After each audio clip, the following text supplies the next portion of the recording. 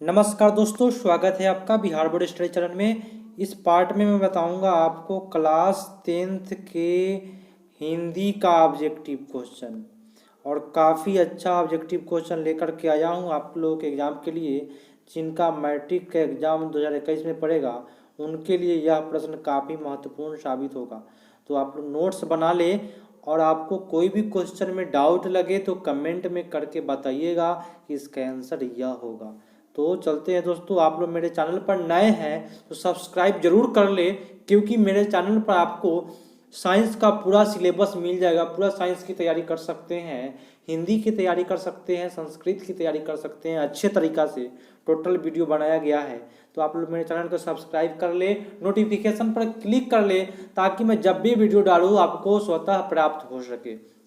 और इस पार्ट में मैं टोटल 50 क्वेश्चन बताऊंगा। तो चलते हैं प्रथम क्वेश्चन की ओर। प्रथम क्वेश्चन है कि विष के दांत पाठ की विधा है, तो यह कैसी विधा है? तो एक कहानी है। ठीक है। अगला प्रश्न है, फटाफट कर लेते हैं, कम समय में ज्यादा क्वेश्चन करेंगे। विशेषण विशेषण की विशेषता बताने वाले शब्द को क्या कहते हैं? तो परिविशेषण कहते हैं। अगला है कि हजारी प्रसाद द्विवेदी द्वारा रचित पाठ है, तो आपका आंसर हो जाएगा नाखून क्यों बढ़ते हैं। सेन साहब की कार की कीमत है, तो कितना कीमत है? तो 7,500 रुपया। ठीक है। अगला प्रश्न की ओर चलते हैं। तो आप लोग सब्सक्राइब कर लीजिएगा, शेयर जरूर कर दीजिएगा अपने दोस्तों के पास। परिणामवाचक विशेषण है, परिणामवाचक विशेषण खोजना है इसमें से, तो आपका हो जाएगा थोड़ा सा। थोड़ा बोले तो परिणाम है। अगला है कि सेन साहब की आंखों का तारा है, तो आपको आंखों का तारा हो जाएगा कौन? खोखा, उसका बेटा था। मोटर को कोई खतरा हो सकता है, तो डैश से, तो आपका आंसर हो जाता है कि खोखा से। बाबा साहब भीमराव अंबेडकर का जन्म डैश ईस्वी में हुआ, तो उनका जो जन्म हुआ था 1891 ईस्वी में। नाखून प्रतीक है, किसका प्रतीक है? तो आपका हो जाएगा पाशवी वृत्ति का, पशुता की निशानी है। अगला प्रश्न, निम्नलिखित में संज्ञा का भेद है, तो आपका आंसर हो जाएगा व्यक्तिवाचक संज्ञा। हिंदी लिखी जाती है कौन सी लिपि में? तो देवनागरी लिपि में। नागरी लिपि पाठ के लेखक कौन है? गुरु नानक मूले साहब है। अगला प्रश्न, ईसा की 14वीं 15वीं सदी के विजयनगर के शासकों ने अपने लेखकों की लिपि को क्या कहते हैं? तो आपका आंसर हो जाएगा नंदी नागरी। जाति वाचक संज्ञा का उदाहरण नहीं है, तो हो जाएगा विवेकानंद। व्यक्ति है ना, इसलिए व्यक्तिवाचक। 12वीं सदी के केरल के शासकों के सिक्कों पर वीर केरलस्य जैसे शब्द डैश लिपि में अंकित है, तो आंसर हो जाएगा देवनागरी लिपि में। बहादुर कहाँ का रहने वाला था? तो बहादुर जो था वह नेपाल का रहने वाला था। बहादुर का पूरा नाम क्या था? तो बहादुर का पूरा नाम दिल बहादुर था। सर्वनाम के भेद है, तो 5 भेद है। इबादत का अर्थ है, तो आपका आंसर हो जाएगा उपासना करना। कविता नहीं है, इन चारों ऑप्शनों में कौन सा कविता नहीं है? तो अभिन्यो कविता नहीं है, बाकी सारे कविते हैं। अगला प्रश्न, राम नाम बिनु बिरथे जगी जन्मा, यह पंक्ति डैश की है? तो यह जो पंक्ति है गुरु नानक मूले साहब का है। पुरुषवाचक सर्वनाम का भेद नहीं है, तो हो जाएगा निश्चयवाचक। फटाफट क्वेश्चन कर लेते हैं ताकि कम समय में अधिक प्रश्न हो जाए, आप लोगों का समय की बर्बादी ना हो। प्रगतिशील साहित्य का संबंध है, तो प्रगतिशील साहित्य का संबंध जो है वह मार्क्स के विचारों से है। तो दोस्तों अभी तक अभी सब्सक्राइब नहीं है तो सब्सक्राइब कर ले, शेयर कर दे।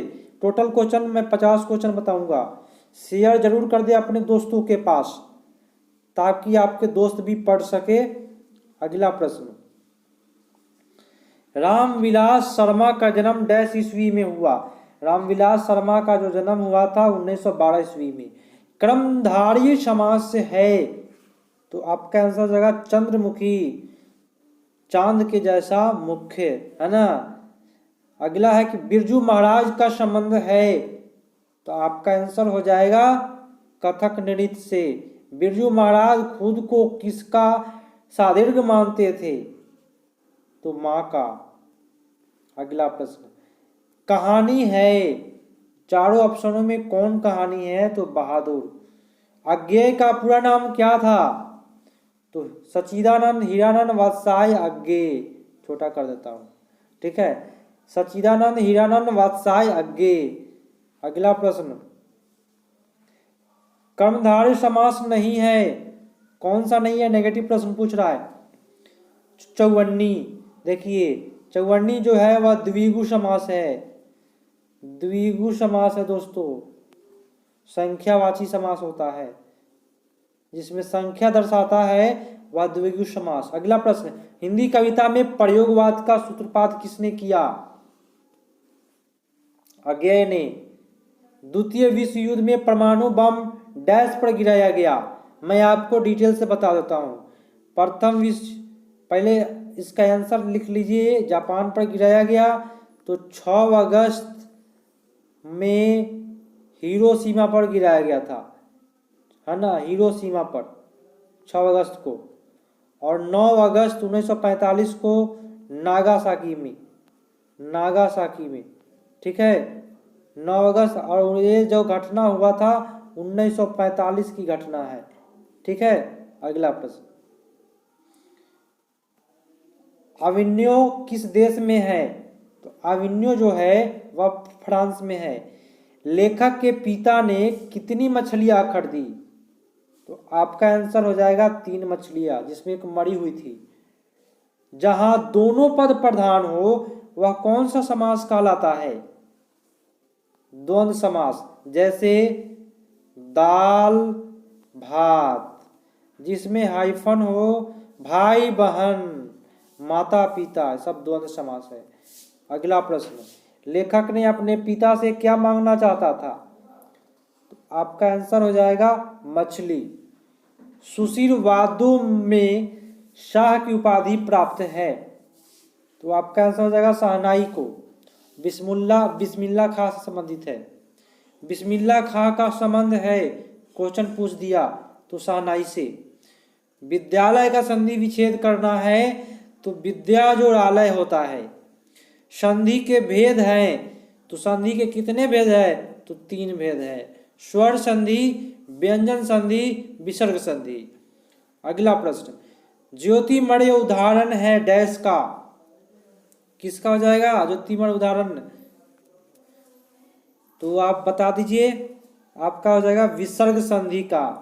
ज्योतिर जो मर्या, यह लास्ट में होगा अनुस्वार तो हो जाएगा विसर्ग संधि।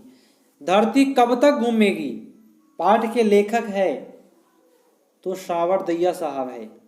अगला प्रश्न, अभी तक सब्सक्राइब नहीं किए हैं कर लीजिए दोस्तों, दोस्तों के पास भी शेयर करते रहिए, है ना। अगला प्रश्न, नोट्स जरूर बनाइए, तैयारी अच्छा होगा। ढहते विश्वास कहानी के पात्र है, प्रमुख पात्र पूछ रहा है, आपका आंसर हो जाएगा लक्ष्मी। अनुज शब्द में उपसर्ग है, अनुज शब्द में कौन सा उपसर्ग है यह बताना है आपको तो अनु, उपसर्ग जो होता है वह पहले लगता है, उपसर्ग पहले प्रत्यय बाद में, ठीक है, याद रखिए। तो अनु उपसर्ग।